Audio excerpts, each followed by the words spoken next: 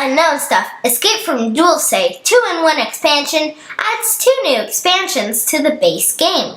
These can be played as standalone games or used to make the campaign even more epic. We've added a link to the base game at the end of this video, and you'll be able to see how gameplay works. For this video, I'm just going to focus on what the expansions add. The Hidden Shrine of Umagatu gives us a bit of background of those pesky lizard men, adds a new map, a new character, a medieval knight named Sir Reginald the Cleaver, and some new loot and encounter cards. This is the easier of the 2 expansions and takes place just after breaking out of your cryopods. Before you play, you'll read a bit of story from the book. After accomplishing specific tasks, the Sir Reginald player will get to read paragraphs from the book. Best sure to use an old-fashioned voice.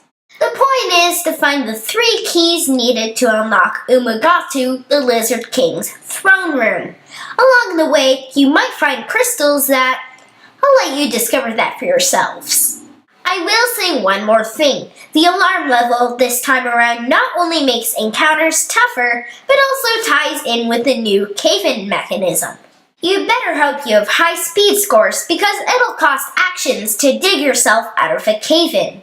Joey Fixit's Wild Ride is for level 7 and higher characters and takes place after escaping the underground base at Dulce.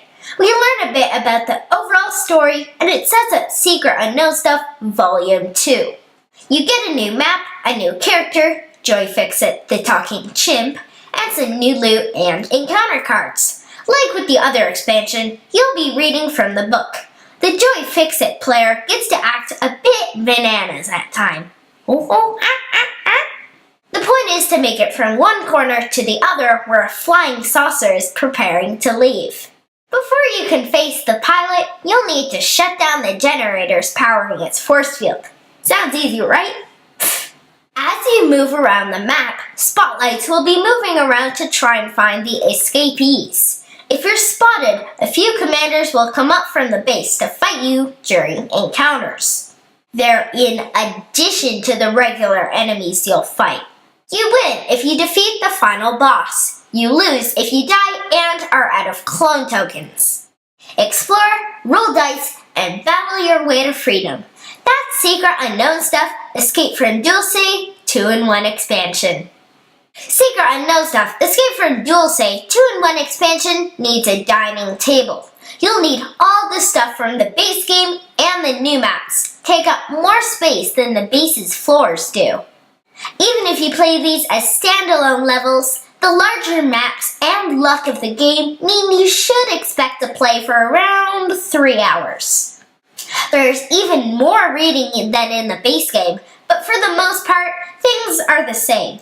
It is harder, so younger players or those easily frustrated might want to stick with the original levels. Otherwise, I'd say if you can handle Escape from Dulce, you can handle the 2-in-1 expansion. We played both maps of the Secret Unknown Stuff Escape from Dulce 2-in-1 expansion one weekend and had a surprisingly easy time dealing with Umagatu. Our weapons were unstoppable, our armor was high, and we got lucky with rolls, especially for cave-ins. We weren't so lucky with Joey Fixit's Wild Ride. There are 10 spots in the yard. We went to 9 of them, and we were found by the spotlights in 7 of them. Dad died in the very first encounter, and he barely survived up until close to the end. We finally found some powerful gear and were able to blast through those enemies. The Secret Unknown Stuff Escape from Dulce 2-in-1 expansion adds a thematic narrative to the basic story and general one that develops as you play. I really like this, but to keep them fresh, I'd love to see character cards written in every character's style with their own new personal goals. Maybe Joey Fixit would have something to say when finding repair kits, or Hattori Hanzo's looking for a particular sword. This isn't easy. I said this during Family Facts, but with the cave-ins and spotlights, you will be wasting turns or getting slammed with boss battles constantly. If you hate luck, avoid this series. If you dislike luck, maybe you'll want to try the expansions before buying them. The new encounters in the Umagatu expansions were fantasy types, with wizards and knights and stuff. It was fun seeing these in a game with ray guns and aliens. Joey Fixit's scenario was definitely sci-fi, with gray aliens and that sort of thing. Everything is done with a really silly sense of humor, and there are lots of things for video games, movies, TV shows, and so on. The new bosses have some cool abilities, and it reminded me how much I love the variety of enemies in this game. Maybe we'll see more cards for the current enemies in Volume 2.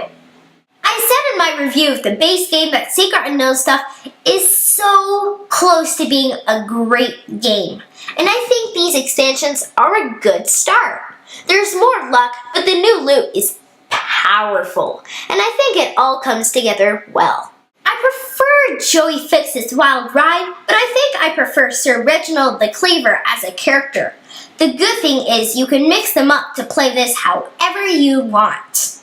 If you enjoyed Secret Unknown Stuff Escape from Dulce, then you definitely should check this out.